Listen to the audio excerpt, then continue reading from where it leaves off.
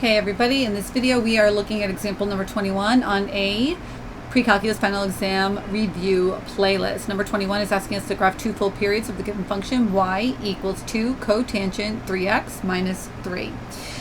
We are first going to rewrite this in the form a cotangent b x minus h close plus k, just to really point out and highlight the a, b, h, and k, your vertical and horizontal stretches, reflections, compressions, transformations, what have you, right? So if I rewrite this, I'm looking at 2 cotangent 3 x minus 0 close minus 3, and let's go into it. So if you want more detail on this, I'm going to go pretty quickly. Look in the description box for the playlist. You could scroll for a bit. You'll find the graphing trig playlist that also come up as a thumbnail at the end of this video, or you could go back about 2 videos. I do a little slightly more in depth when I graph the first tangent on this playlist. I think it was number 19. But -3 is my midline or my sinusoidal axis. It's always called a sinusoidal axis, even if it's not specifically the sine function. So -3 is that value right over there. I'm not drawing my x and y axes in this situation here. 2 is my a value. That's my vertical stretch or compression. It's not really an amplitude. I sometimes use the word amplitude. Amplitude is the word reserved more so for sine and cosine.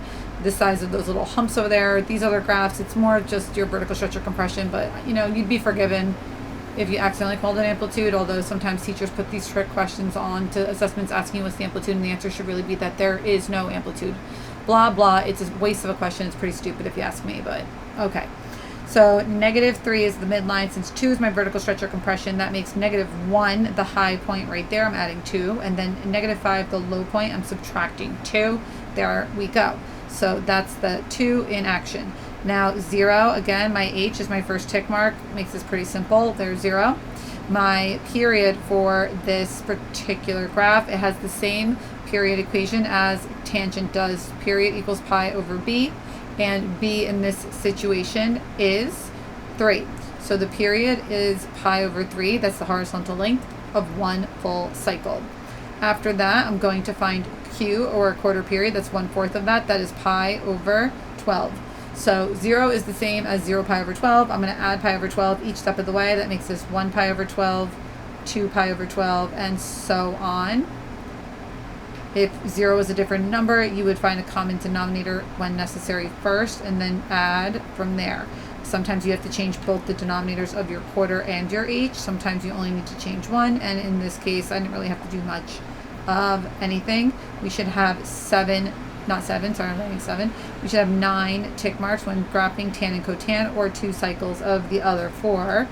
We always tend to graph 2 full cycles or periods of tan and cotan. Next.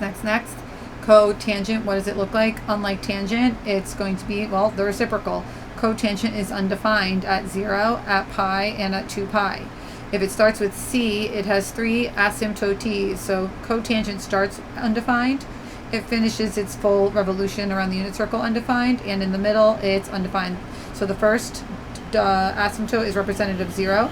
This middle asymptote is representative of pi, and the last asymptote is representative of 2 pi, except these have been appropriately stretched, compressed, whatever, on the xy plane for this particular graph. Then tangent, or rather cotangent, equals 0 at the top and 0 at the bottom. This is representative of pi over 2, and this is representative of 3 pi over 2. Now, there's no negative in front, so no vertical stretch or compression, or rather no vertical reflection. This did not flip. So here, right in the middle of quadrant 1, at pi over 4, it is +1. So that has been vertically stretched by 2, and it has been moved down 3, blah, blah, all good.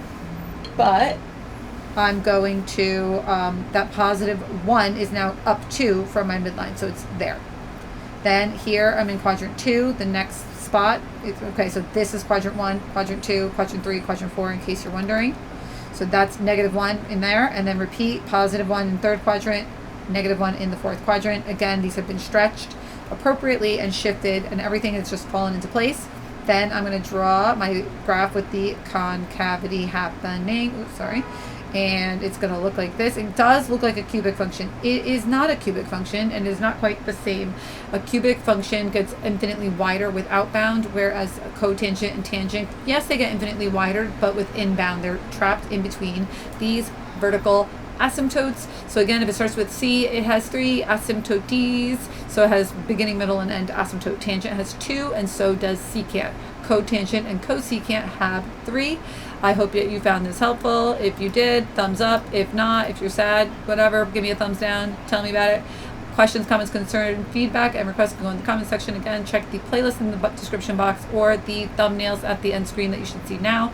That's it for now. Adios.